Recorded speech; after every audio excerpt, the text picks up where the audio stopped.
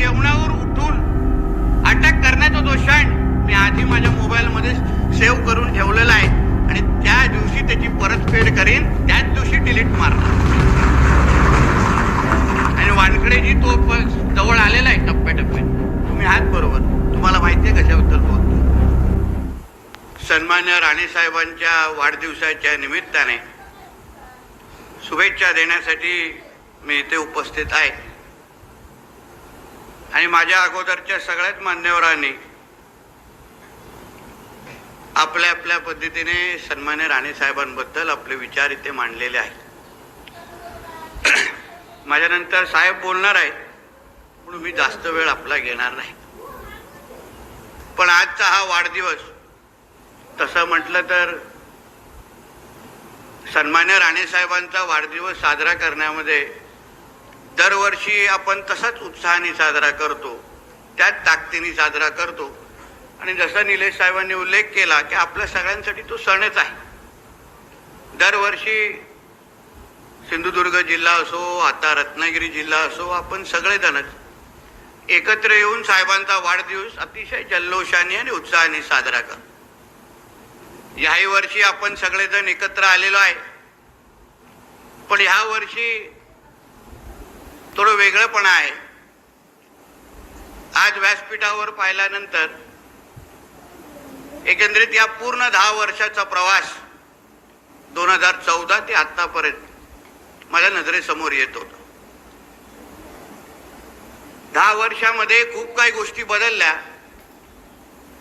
पण एक गोष्ट कधीच बदलली नाही, ती म्हणजे कोकण आणि राणेसाहेबांमध्ये असलेलं अतूट नातं. खूप प्रयत्न झाले, संघर्षाला आव्हान देण्याचे प्रयत्न झाले.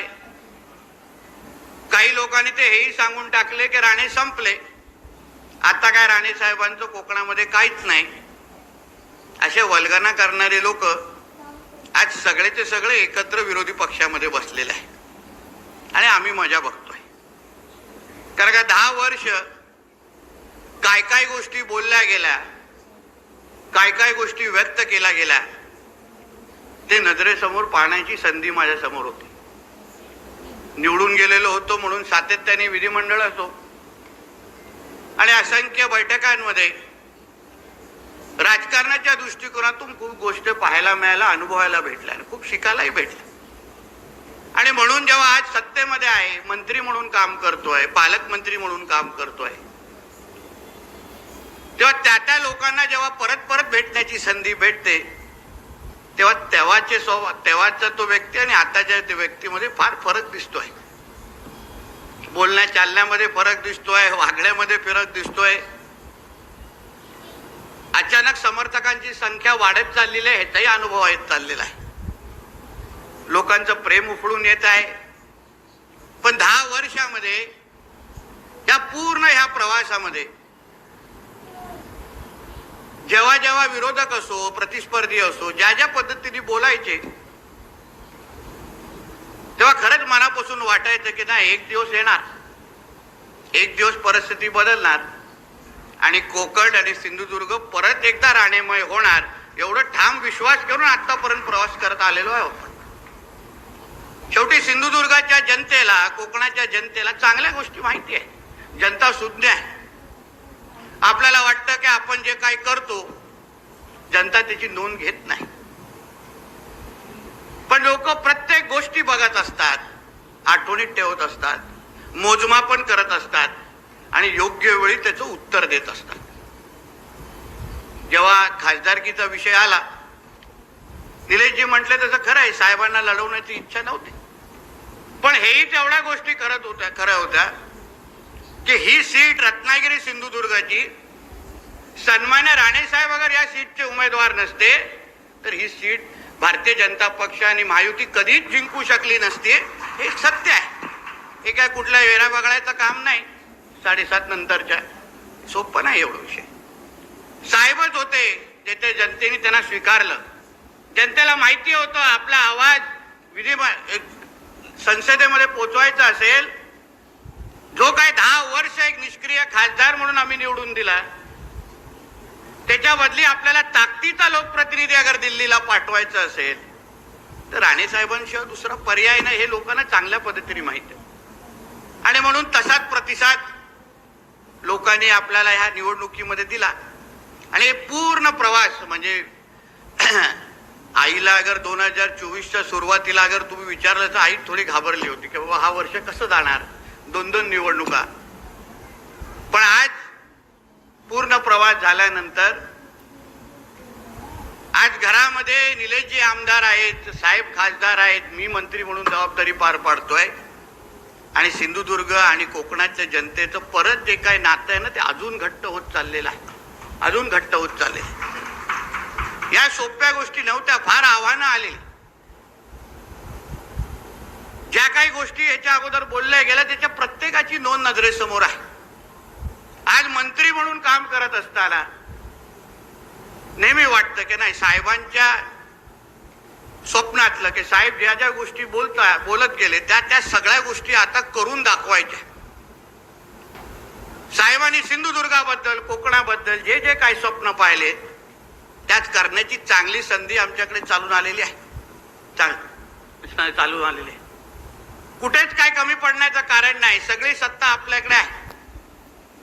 आता फक्त लोकांसाठी ज्या ज्या गोष्टी साहेबांनी ठरवल्या आहेत, ज्या ज्या गोष्टी साहेबांना करायच्या होत्या त्या सगळ्या गोष्टी आता होत असताना आपल्याला पुढच्या 5 वर्षामध्ये दिसणार आहे. आपण सर्वजण, मला आश्चर्य वाटतं किंवा मला अभिमान वाटतो माझ्या सगळ्या त्या कार्यकर्त्या सहकाऱ्यांचा. या दिवसात तर सगळेच येतात, सगळेच गुच्छ देतात, सगळेच पाठीवर ताप, सगळेच आठवण करतात. पण या 10 वर्षामध्ये जे जे कार्यकर्ते निस्वार्थ पद्धतीने राणे कुटुंबाबरोबर राहिले, उद्या काय होणार याचा विचार केला नाही. आमचा फक्त राणे साहेबांवर प्रेम आहे. आमच्यासाठी पक्ष म्हणजे नारायण राणे, आम्ही समर्थक म्हणजे राणे समर्थक, ही ओळख जे वारंवार सांगत राहिले. मी तुम्हाला ह्या निमित्तानेच त्या सगळ्या प्रत्येक कार्यकर्त्याने विश्वास देतो, आता तुमचे दिवस आलेत. आता तुमचे प्रत्येक स्वप्न पूर्ण करण्याची जबाबदारी हे आमच्या सगळ्यांची असेल, एवढा विश्वास तुम्हाला या निमित्ताने देतो. कारण का शेवटी साहेबांना तुम्ही सगळ्यांनी दिलेली साथ ही आमच्यासाठी फार महत्वाची होती, फार महत्वाची.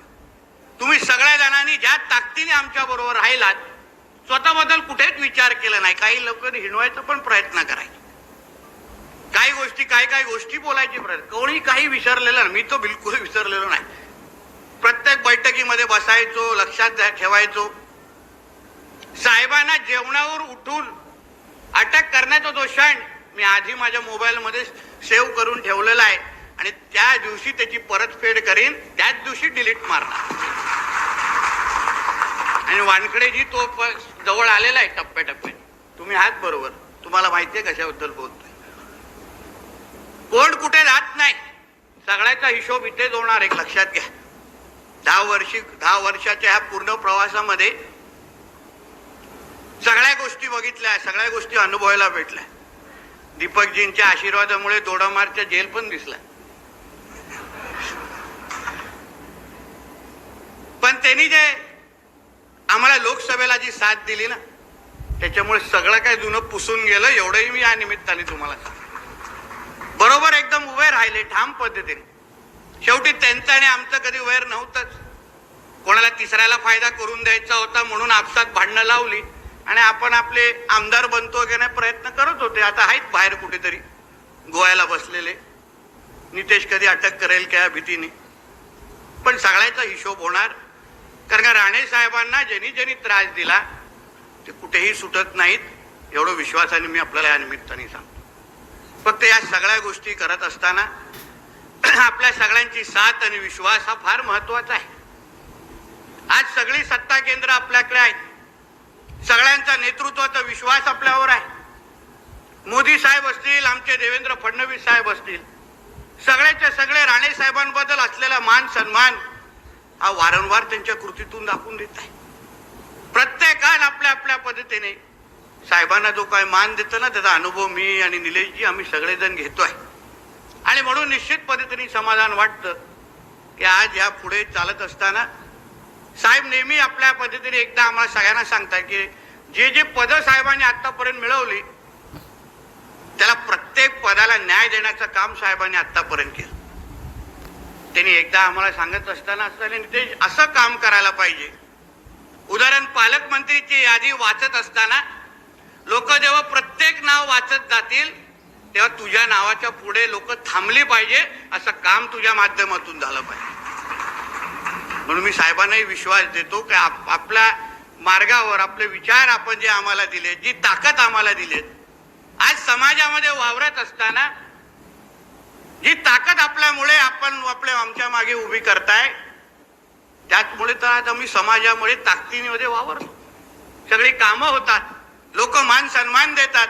मोठ्यातला मोठा नेता आज आम्हाला मान सन्मान जे देतो, त्यामुळे त्याचं एक मूळच कारण आहे, त्याचं आडनाव पुढे राणे आहे, त्याचमुळे आणि आम्ही राणे साहेबांची ओळख आहोत. आणि म्हणून या सगळ्या गोष्टी आज पुढे जात असताना साहेबांना आम्ही वारंवार विश्वास देण्याचा प्रयत्न काही आता पुढे जसं निलेशजी म्हटले, पण आम्ही किती बोलले तर साहेब काय थकणार नाही, साहेब काय आग्रह करण्याचं बंद करणार नाही हे आम्हालाही माहिती आहे. पण त्यांनी तसंच माझ्यासाठी तर ते नेहमी मार्गदर्शक राहिलेले आहे, नेहमी सातत्याने. मी आत्ता नेदरलँडला जाऊन आलो किंवा विधिमंडळामध्ये माझं पहिलं अधिवेशन मंत्री म्हणून होतं. प्रत्येक बाब त्यांनी मला सांगून पाठवलं की नितेश अशा टायमाला असं बोलायचं, मंत्री म्हणून किती उठायचं, किती वेळा उठू नये, हे सगळ्याची बाब राणे साहेबांनी फार बारकाईने मला सांगितलेले, मलाही सांगितलेलं आणि भविष्यामध्ये निलेशजींनाही सांगतील, याची चिंता त्यांनी करू नका. आणि म्हणून साहेबांचा तो मूळ स्वभावच आहे. आता पण बघा, कुपोषित संबंधित लोकांना भेटत असताना प्रत्येकाशी चर्चा करणं, प्रत्येकाचा विषय समजून घेणं, हा एक त्यांचा मूळ स्वभाव असल्यामुळे साहेबांनी असंच राहावं, असंच आम्हा लोकांना मार्गदर्शन करत राहावं,